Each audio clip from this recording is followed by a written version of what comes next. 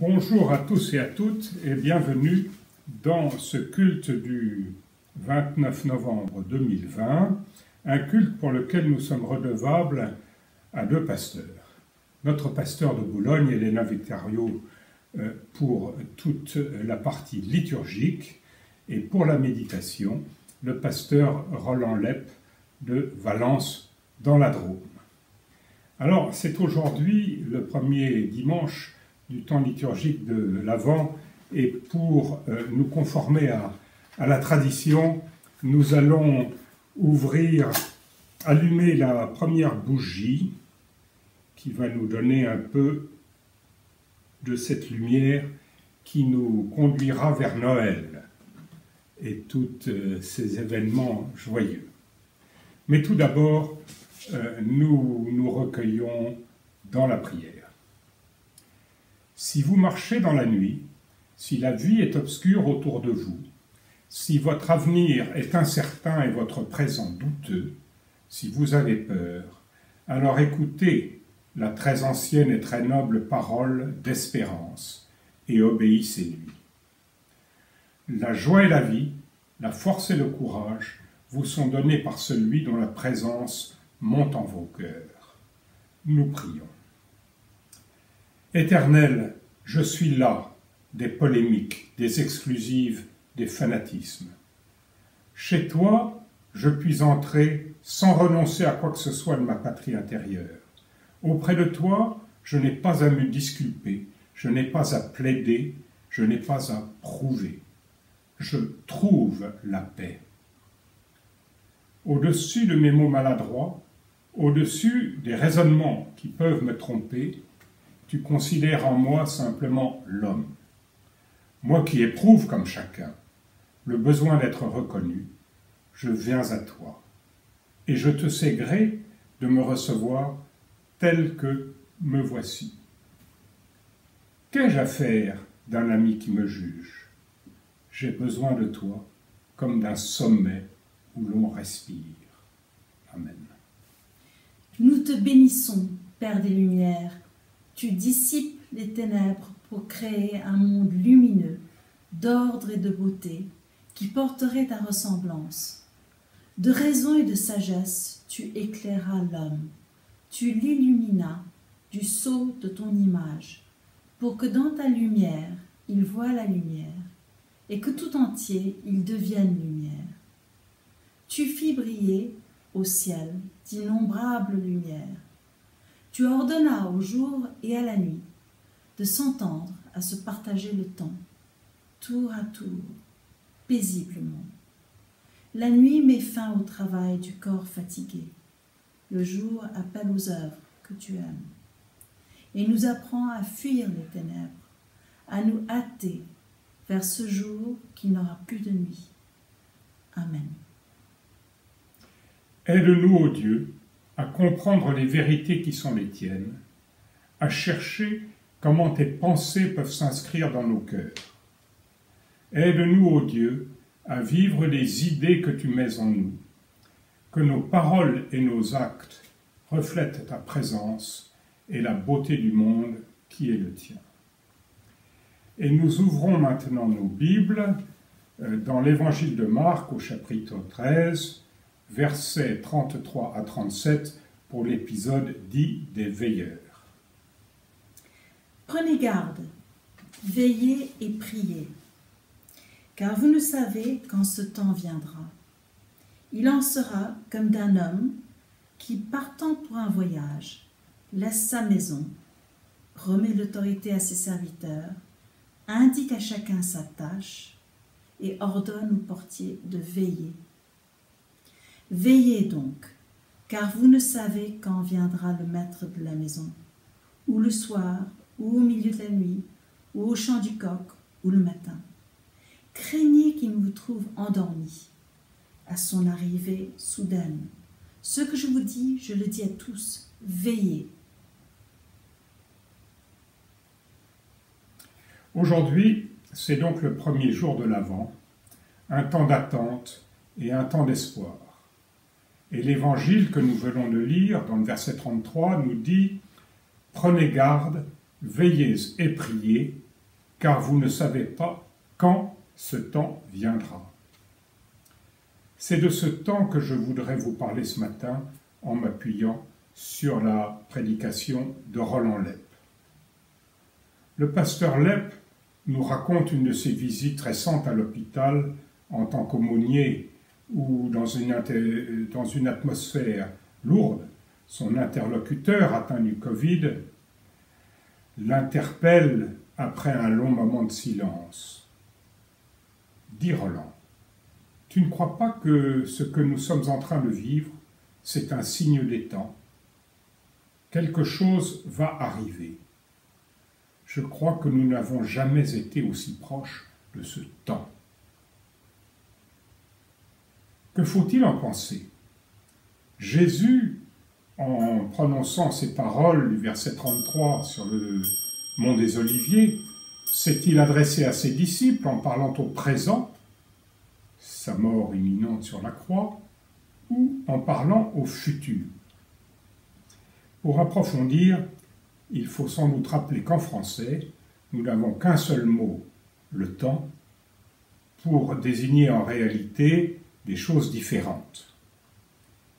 Il y a d'abord le temps qu'il fait, le temps des cycles, le temps des saisons, c'est aion en grec. Et puis il y a le temps des années, le temps de nos montres, de nos agendas électroniques, qui désignent une durée et que les Grecs traduisent par chronos. C'est le temps qui permet de se situer par rapport au passé, au présent et au futur. Et c'est sans doute une manière de comprendre le chapitre 13 de Marc. Le temps de la venue de notre Seigneur va s'accomplir. Le croyant doit donc s'y préparer dans un futur indéterminé, certes, mais qui peut être proche. C'est du moins ce que nous suggèrent les paroles du patient Covid visité par le pasteur Lepp lorsqu'il évoque une catastrophe imminente.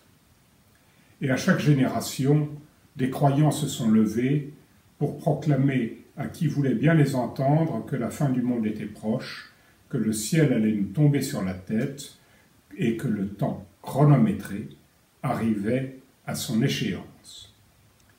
Mais l'évangile de Marc, heureusement, ne parle pas de ce temps-là. Le texte grec d'origine, d'ailleurs, utilise un troisième mot que nous traduisons en français par temps. Il utilise le mot kairos. Dès le début de l'évangile, il est question de ce temps-là que des traducteurs modernes de la Bible ont traduit par moment, moment favorable. Ce temps, ce kairos, n'est pas hors du temps historique, car il jaillit, il surgit à l'intérieur du temps chronologique. Ainsi, dès le début de l'Évangile, dès les premiers mots de la prédication de Jésus, les disciples entendent un appel dans leur temps présent, leur kairos, leur temps de ministère est arrivé. Quant à nous, nous est-il arrivé, notamment ces derniers mois, de nous trouver à la croisée de chemins complexes, de vouloir nous réorienter et de ressentir ce moment charnière, cette ouverture vers une nouvelle étape? N'avons-nous jamais ressenti comme un souffle nouveau qui vient nous envahir, nous habiter et donner à notre vie tout d'un coup un autre sens et une autre dimension? Oui, il nous est donné à tous de vivre plusieurs kairos, et j'en donne quelques exemples. Le moment du passage au statut de père, de mère, le moment de la fondation d'un foyer amoureux, le moment de la naissance du premier petit enfant, tous ces moments-là, tous ces temps-là sont de l'ordre du kairos. Le moment où nous ressentons que notre travail rejoint un appel intérieur, où tout ça prend du sens. Le moment où nous ressentons une présence, une guérison, une bonne nouvelle. Le moment où nous recevons un pardon. Oui, ce kairos peut advenir plusieurs fois dans une existence, parfois dans les moments paisibles, mais parfois aussi aux moments les plus désespérés et tourmentés de notre existence. Alors, si Jésus interpelle au présent ses disciples aveuglés et endormis en évoquant ce moment favorable, qu'est-ce que cela signifie? Les invite-t-il à inscrire leur existence en position d'attente, plus ou moins longue, en espérant la venue du divin et l'avènement du royaume? Je ne le comprends pas ainsi. Même au crépuscule d'une vie, en effet, le croyant est appelé à discerner, ici et maintenant, ce moment favorable, ce kairos, car le Seigneur est là. Il n'est pas absent ou en chemin pour revenir. Et l'évangéliste Marc, en nous racontant cette histoire, souhaite nous rendre attentifs à la difficulté de percevoir un moment favorable au cœur de la tourmente. Et il nous dit que plutôt que de rechercher des signes de la fin des temps dans le temps des chronomètres, nous sommes tous appelés à scruter dans le temps présent, et quelles que soient les blessures de notre existence, la venue de notre Seigneur. Grâce à ce verset de Marc, c'est comme si nous étions interpellés. Écoute, discerne au présent le moment où je viendrai te rejoindre, te relever et redonner du souffle à ton existence. Cet appel du Seigneur peut venir de façon inattendue et pas seulement dans des situations paisibles. Même les plus concernés, à l'image des disciples, peuvent rater cette rencontre. Alors, soyons vigilants à tous les instants de notre vie. Et si des situations de peur, des paroles de méfiance envers notre prochain viennent remplir notre esprit, essayons d'accueillir ces émotions sans nous laisser submerger par elles. Jésus ressuscité ne nous a ni oubliés ni abandonnés. Il use du temps présent pour nous appeler à la vigilance, nous appeler à prier et à accueillir ce moment favorable où son souffle de vie vient nous rejoindre. En cette fin d'année 2020, bien tourmentée pour beaucoup d'entre nous, en ce temps liturgique de l'Avent qui commence, nous aurons bien des occasions d'entendre reparler de cet appel. Jésus vient. Ce peut être notre kairos. Et c'est cette bonne nouvelle que je souhaitais partager avec vous ce matin. Amen. Et nous lisons maintenant le credo du théologien suisse du XXe siècle, Laurent Gagnebin, qui, je vous le rappelle ou je vous l'apprends, est un ancien pasteur de l'Oratoire et ancien directeur de l'hebdomadaire Réforme. Je crois en Dieu. Par lui, l'univers et notre existence sont créés toujours à nouveau. Dans le chantier du monde, son esprit nous anime et nous porte. Il donne chaque jour à notre vie un sens positif, une dignité fondamentale, une vocation créatrice. Dieu est l'avenir de l'humain. Sa présence éternelle dépasse les espaces et les temps.